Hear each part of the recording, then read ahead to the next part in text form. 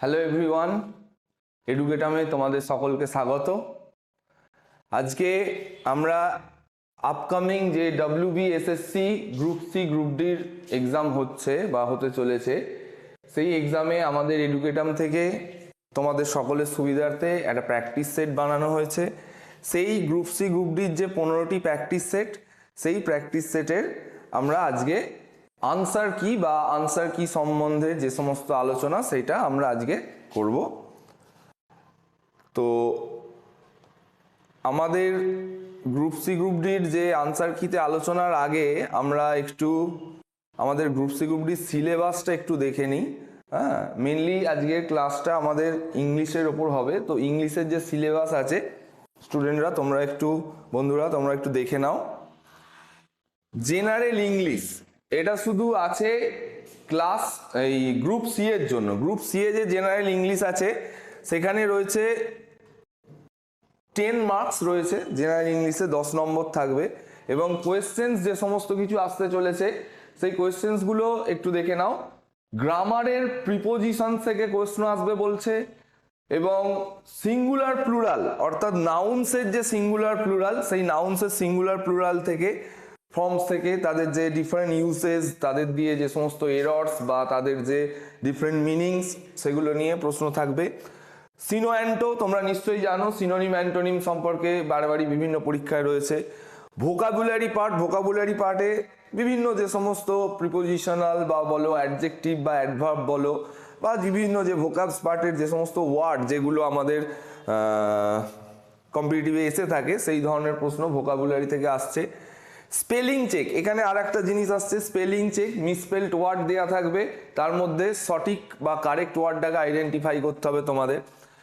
আর sentence structure বলতে তোমরা নিশ্চয়ই জানো যে ইংরেজি সেন্টেন্সের বিভিন্ন স্ট্রাকচারাল এরর বা গ্রামাটিক্যাল এরর হয়ে থাকে, সেই সম্বন্ধীয় প্রশ্ন তোমাদের থাকছে। তো আমরা প্রথমেই আজকে যে প্র্যাকটিস সেটটি আমাদের তৈরি করা হয়েছে, 15টি প্র্যাকটিস সেটের মধ্যে প্র্যাকটিস সেট 1 এতে যাব আমরা। প্র্যাকটিস সেট 1-এ যে সমস্ত কোয়েশ্চেন আনসার্স আমরা সিলেক্ট করেছি, প্রথমেই জেনারেল নলেজ পোর্শন চলে যাচ্ছে, তারপরে আসছে তোমাদের ইংলিশ পোর্শন। ফার্স্ট কোয়েশ্চেনটি দেওয়া রয়েছে, দেখো ফার্স্ট কোয়েশ্চেনটিতে বলছে ফাইন্ড দ্য কারেক্ট সেন্টেন্স। প্রথমেই যে প্রশ্নটা দিয়েছে সেন্টেন্স স্ট্রাকচার থেকে প্রশ্ন দিয়েছে, এবং এই সেন্টেন্সটার দিকে তাকিয়ে দেখো, সেন্টেন্সটি হচ্ছে একটি ইফ ক্লজের ব্যবহার করা সেন্টেন্স, এবং এই সেন্টেন্সটিতে রয়েছে দেখো, if you wins the prize I would be very happy. এবং বাকি প্রত্যেকটা অপশনেও দেখো রয়েছে if you were to win the, was to win the, মানে বিষয়টা হচ্ছে ইফ ক্লজের সঙ্গে আমরা দেখতে পাচ্ছি হি সাবজেক্টের পর, হি এই সাবজেক্টটির পর কখনো উইন্স ইউজ করা হয়েছে, কখনো ওয়াজ ইউজ করা হয়েছে, আর এই দুটো ক্ষেত্রে ওয়্যার ইউজ করা হয়েছে। আর এর যে অ্যানাদার যে ক্লজ পার্ট, সেই ক্লজ পার্টে দেখো আই এই সাবজেক্টটির পর উড বি ইউজ করা হয়েছে 3টে জায়গায়, উইল বি ইউজ করা হয়েছে 1টি জায়গায়। এটা আমরা দেখে নিলাম ভার্বের ইউজ প্যাটার্নটা। এবার এই সেন্টেন্সটি যদি বন্ধুরা যদি তোমরা চিনে থাকো, এই ধরনের সেন্টেন্সকে কি বলি আমরা? এই ধরনের সেন্টেন্সকে একটি সাবজাংটিভ মুড রয়েছে। এই সেন্টেন্সটিতে সাবজাংটিভ মুড সম্পর্কে যদি আমরা জানি, সাবজাংটিভ মুড কি সেটা একটু জেনে নিই। সাবজাংটিভ মুড হলো যে সেন্টেন্সে আনরিয়েল কোনো সিচুয়েশনকে বর্ণনা করা হয়। সাপোজ ধরো, যদি আমি পাখি হতাম বা যদি আমি দেশের প্রাইম মিনিস্টার হতাম, নই কিন্তু আমি সেটা হতাম, এই ধরনের আনরিয়েল সিচুয়েশন বা ইমাজিনেশনের যখন প্রকাশ থাকে, সেটাকে সাবজাংটিভ মুড দিয়ে আমরা এক্সপ্রেস করি। তো সেক্ষেত্রে যেটা মেন শর্ত, সেক্ষেত্রে সাবজেক্টের পর আনম্যাচড ভার্ব লাগে। কি? আনম্যাচড ভার্ব এর প্রয়োজন হয়। আনম্যাচড ভার্ব মানে জেনারেল ইউসেজে আমরা সাবজেক্ট যদি হি হয়, এরপর উইন্স লিখি তো প্রেজেন্ট টেন্সে, এটা ঠিক। কিন্তু কখনো কি ওয়্যার লিখি? পাস্ট টেন্সে লিখি না। এটি হচ্ছে হি এর পর আনম্যাচড ভার্ব। তো সাবজাংটিভ মুডে থাকা সেন্টেন্স যেহেতু, এর সাবজেক্টের সঙ্গে আনম্যাচড ভার্ব লাগবে, কারণ এখানে সে প্রাইজটা এখনো জেতেনি।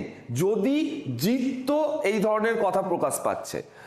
এবং সেই সঙ্গে কি লাগে না, এখানে দেখো সেন্টেন্সের মানে যে সিকোয়েন্স অফ টেন্স সেখানে বলছে যদি সে প্রাইজ জিততো আমি খুশি হতাম, দুটোই একটা করেসপন্ডিং পাস্টের কম্প্যারিজন রয়েছে।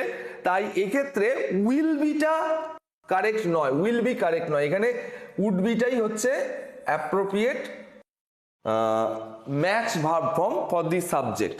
তো এখানে দেখো আনম্যাচ ভার্ব ইউজ করা হয়েছে এবং সিকোয়েন্স অফ টেন্স মেনটেন করার জন্য উইলকে উড বি করা হয়েছে। কোন সেন্টেন্সে না অপশন ডিটাতে করা হয়েছে। তো এই চারটি সেন্টেন্সের মধ্যে কারেক্ট যে সেন্টেন্সটি সেটি কোনটি না option D, if you were to win the prize I would be very happy. এখানে ওয়্যার হয়েছে কারণ সাবজাংটিভ মুড রয়েছে, আনম্যাচ ভার্ব থাকার যে রুলসটা এটা ফলো করেছে এবং এটা উইল বি না হয়ে উড বি হয়েছে, সেটা সিকোয়েন্স অফ টেন্সটাকে মেনটেন করার জন্য করেসপন্ডিং পাস্ট ফর্ম দেয়া রয়েছে। তো 21 নম্বর প্রশ্ন অর্থাৎ ইংরেজির প্রথম প্রশ্ন, সেখানে আমরা কারেক্ট আনসার হিসেবে পাচ্ছি অপশন ডি কে। দ্বিতীয় কোয়েশ্চেন জেনারেল ইংলিশের, কোয়েশ্চেনটা কি আছে একটু দেখে নিই। এখানেও দেখো রয়েছে find the correct sentence, find the correct sentence, অর্থাৎ আগেরটির মতোই চারটি প্রশ্ন সেন্টেন্স দেওয়া রয়েছে, তার মধ্যে কোনটি ঠিক। তো অপশন এ এর যে প্রশ্ন মানে গিভেন যে অপশন এ তে যেটা দেওয়া আছে সেন্টেন্সটা কি বলছে দেখো, as he was sick he was quite enthusiastic. দ্বিতীয়টায় বলছে since he was sick he was quite enthusiastic. তৃতীয়তে বলছে as sick he was enthusiastic. এবং 4 নম্বর যে সেন্টেন্সটা, 4 নম্বর সেন্টেন্সের অপশনটা এদিকে রয়েছে, দেখো কি বলছে, sick as he was quite enthusiastic. তো এই সেন্টেন্স চারটি পড়ে আমরা যেটা বুঝতে পারছি যে এখানে বলতে চাওয়া হচ্ছে যে সে অসুস্থ ছিল তা সত্ত্বেও সে এনথুজিয়াস্টিক, এই ধরনের একটা মিনিং কিন্তু দেয়া হয়েছে। এখানে বলা হচ্ছে যে সে অসুস্থ থাকা সত্ত্বেও হ্যাঁ সে এনথুজিয়াস্টিক ছিল বা একটা উদ্যম এ ভরপুর ছিল, এরকম বলা হচ্ছে, এনথুজিয়াজমে ভরপুর ছিল এরকম বলা হচ্ছে। তো আমরা কি জানি দেখো, অ্যাজ দিয়ে আমরা যখন কোনো অ্যাডভার্বিয়াল ক্লজ করি সেক্ষেত্রে আমরা এই যে ফরম্যাটটা কিন্তু ঠিক আছে, কিন্তু এখানে যে তুলনা অর্থাৎ কনসেসিভ যে অ্যাডভার্বিয়াল ক্লজের যে তুলনা, সেই ধরনের একটা তুলনা রয়েছে, সেই তুলনাটাকে প্রকাশ করার জন্য অ্যাজ দিয়ে কিন্তু আমরা প্রকাশ করতে পারি না বা সিন্স দিয়ে প্রকাশ করতে পারি না, বা এই যে প্রথম এবিসি অপশন তিনটেতে যেগুলো রয়েছে সেইভাবে আমরা কিন্তু প্রকাশ করতে পারি না। এখানে একটা অলদো বা দো, এই দুটো অ্যাডভার্বের মানে প্রকাশ বা এই দুটো অ্যাডভার্ব দিয়ে যে ধরনের অ্যাডভার্বিয়াল ক্লজ করি সেই জিনিসটা চাওয়া হয়েছে এবং সেটি আছে কোথায়, সেটি আছে হচ্ছে অপশন ডিতে। অপশন ডিতে আমরা দেখো এখানে সিক অ্যাজ হি ওয়াজ, এই যে ফরম্যাটটা দেখো সিক অ্যাজ হি ওয়াজ, এই যে ফরম্যাটটা এটা দিয়ে একটি কনসেসিভ অ্যাডভার্বিয়াল স্ট্রাকচার তৈরি করা হয়।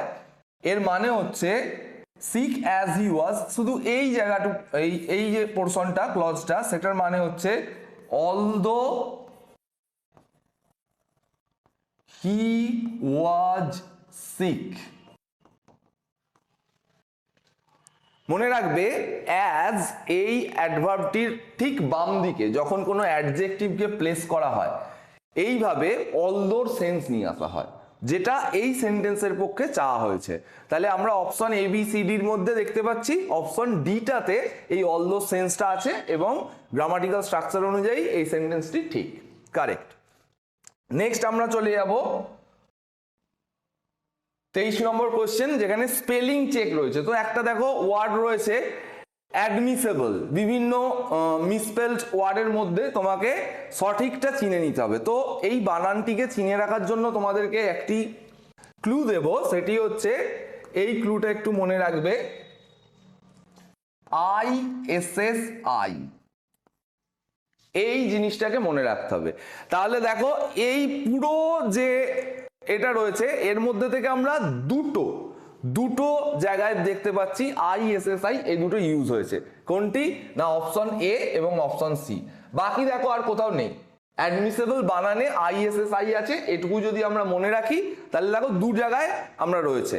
এবার দেখো এই যে এবল, এই মিনিংটা কিন্তু এখানে নেই।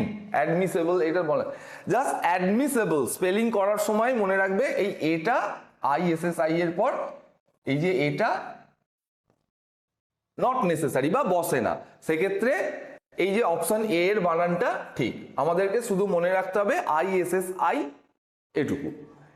সেক্ষেত্রে দুটো ওই যে কনফিউশনিং করার জন্য একটা এ কে নিয়ে আসা হয়েছে, এটা অতটা ইম্পর্টেন্ট নয়। তো এই অ্যাডমিসেবল অপশনটা ঠিক। নেক্সট স্পেলিং চেকে দেওয়া রয়েছে দেখো অ্যাসেসমেন্ট। অ্যাসেসমেন্ট বানানের ক্ষেত্রে আমাদেরকে মনে রাখতে হবে যে জিনিসটা, সেটা হচ্ছে SSESS, এই ফরম্যাটটা। তো দেখো SSESS কোথায় ইউজ করা হয়েছে না option A and option C তে SSESS ইউজ করা হয়েছে। আবার তোমাদেরকে কনফিউজ করার জন্য পরবর্তী যে সাফিক্স পার্টটা রয়েছে, যে সাফিক্সটাকে তোমরা খুব ভালোভাবেই চেনো, সাফিক্সটা হচ্ছে মেন্ট, MEENT। MENT মেন্ট কখনো তো হয় না, তো তাহলে বানানের মধ্যে দেখো এ পোর্শনে যে বানানটি রয়েছে SSESS মেনটেন করেছে, তারপরে MENT মেন্ট, এই যে সাফিক্সটা এটাও ঠিকভাবে দেওয়া আছে, এখানে MENT আছে। তাহলে 24 এর আনসার হচ্ছে অপশন এ। নেক্সট আমরা চলে যাব, দেখো 25 এ বলছে প্লুরাল অফ লরি। হ্যাঁ, লরি ওয়াই দিয়ে শেষ হয়েছে, ওয়াই দিয়ে শেষ হয়েছে। হ্যাঁ, তাহলে ওয়াই দিয়ে শেষ হলে আমরা কি জানি, প্লুরাল করতে গেলে IES আসে এবং ওয়াইটা এলোপ হয়ে যায়, ওয়াইটা অমিট হয়ে যায়, বাদ চলে যায়। তো সেই বানান অনুযায়ী দেখো IES কোথায় রয়েছে না IES রয়েছে এই অপশন বি তে এবং অপশন এ তে। এবার অপশন বি এবং অপশন এ তে যে IES রয়েছে, সেক্ষেত্রে একটা জিনিস খেয়াল রাখবে, যখন কোনো কনসোনেন্টের আগে ভাওয়েল থাকে সেখানে আমরা IES যখন ইউজ করি বা ওয়াইটাকে তুলে IES ইউজ করি, সেখানে মনে রাখতে হবে ডবল কনসোনেন্ট থাকার জন্য এই আরটা চেঞ্জ হয়নি। হ্যাঁ, এই ডবল কনসোনেন্টটা আছে বলে ও এর পর এখানে আমরা অনেক সময় বিভিন্ন বানানে আমরা দেখে থাকি ওয়াই দিয়ে থাকলে, সিঙ্গেল কনসোনেন্ট থাকলে সেক্ষেত্রে এলোপ হয়ে যায়, কিন্তু এক্ষেত্রে হবে না। এখানে লরির কারেক্ট প্লুরাল ফর্ম হচ্ছে লরিজ, এই যে বানানটি রয়েছে LORRIES, এটি সঠিক অপশন। 26 নাম্বার কোয়েশ্চেনে দেখো স্পট দ্য এরর। তোমরা এরর কারেকশন করেছো নিশ্চয়ই জানো, স্পট দ্য এরর পোর্শন থেকে দেয়া রয়েছে। প্রশ্নটা বলেছে do you know where does he live, do you know where does he live, এবং option A B C D তে দেখতেই পাচ্ছ অপশনগুলো কিভাবে দেয়া রয়েছে, বলছে কোন পার্টে এরর রয়েছে। তো এখানে যেটা মূল বিষয়, সেন্টেন্সটাতে দুটো ক্লজ রয়েছে, এটি একটি ক্লজ, এটি একটি ক্লজ। তো ক্লজের অ্যানালিসিস করে আমরা দেখতে পাচ্ছি ডু ইউ নো হচ্ছে principal clause, where does he live হচ্ছে সাবঅর্ডিনেট ক্লজ, কারণ এর শুরুতে একটা লিঙ্কার WH ওয়ার্ড রয়েছে। তো এই যে সাবঅর্ডিনেট ক্লজের স্ট্রাকচারটায় দেখো কোয়েশ্চেন ফরম্যাটে রয়েছে, কোয়েশ্চেন ফরম্যাটে রয়েছে।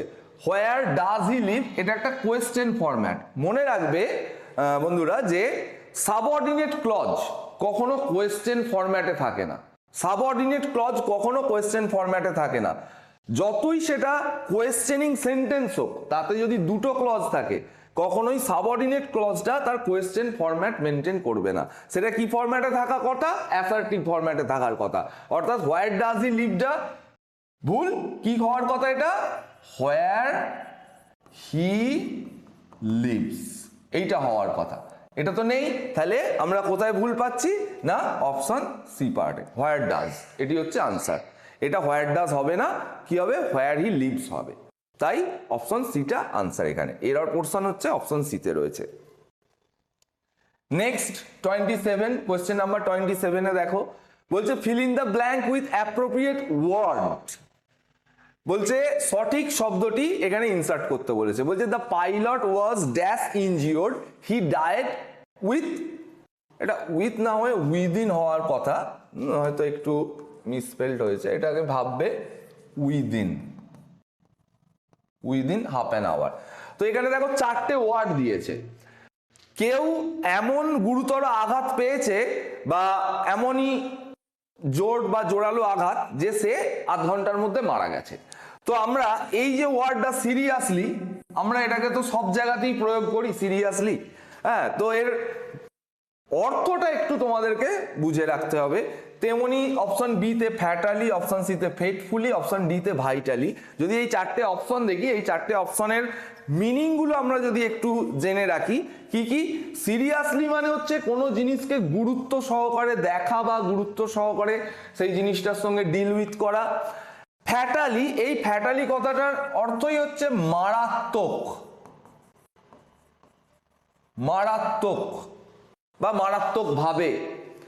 ফেটফুলি, ফেটফুল, দেখো ফেট এই শব্দটার সঙ্গে বুঝতে পারছো যে ভাগ্য সম্পর্কিত কিছু ব্যাপার, অর্থাৎ এটা হচ্ছে সৌভাগ্যবশত বা ভাগ্যক্রমে, হ্যাঁ, এই ধরনের মিনিং নেয়, ভাগ্যক্রমে বা সৌভাগ্যবশত এরকম মিনিং নেয়।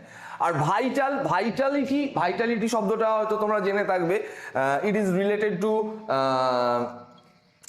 একটা এক্সাইটমেন্ট বা প্রাণবন্ত যে ব্যাপারটা, সেই প্রাণবন্ত ব্যাপারটা সেটা হচ্ছে ভাইটালিটি। তো ভাইটালিটি হচ্ছে প্রাণবন্ত, এই ধরনের মিনিং নিচ্ছে, হ্যাঁ। তো সেক্ষেত্রে এখানে অ্যাপ্রোপ্রিয়েট অপশন বলতে দেখো, ইনজুরিটা মারাত্মক হওয়ার কারণেই তো সে মারা গেল উইদিন হাফ অ্যান আওয়ার।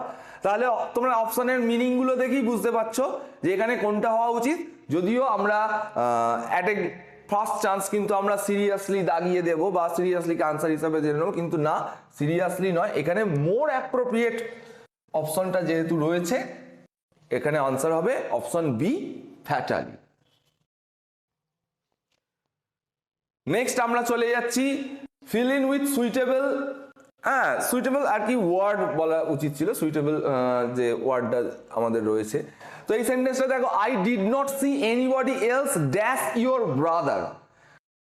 এই সেন্টেন্সটাতে যে জিনিসটার ইউজ বা অ্যাপ্লিকেশন হয়েছে সেটাকে তোমাদেরকে বলে রাখি। বাট এই শব্দটা চেনো তো, ডাইরেক্ট আমরা আনসারে চলে যাচ্ছি। বাট এই শব্দটা চেনো তো, বাট মানে আমরা নর্মালি কিন্তু ভেবে থাকি, বাট মানে আমরা নর্মালি কি ভেবে থাকি, কিন্তু এই অর্থে বাটকে ইউজ করা হয়। কিন্তু এই বাটকে আমরা আরো একটি অর্থে ইউজ করি, সেটি হচ্ছে ছাড়া বা ব্যতীত। ছাড়া বা ব্যতীত অর্থেও বাটকে ইউজ করা হয়, যেটার প্রয়োগ এই সেন্টেন্সে রয়েছে। সেন্টেন্সের মানে এই দিকে যাচ্ছে যে আমি সেখানে তোমার ভাইকে ছাড়া আর কাউকে দেখিনি। I did not see anybody else but your father, but your brother. তো এখানে অপশন বিটাই আনসার।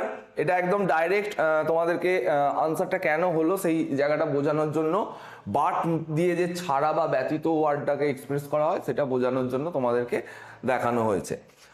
নেক্সট যে রয়েছে দেখো, এটা হচ্ছে তোমার সিনোনিম অ্যান্টোনিমের জায়গা থেকে কোয়েশ্চেন রয়েছে।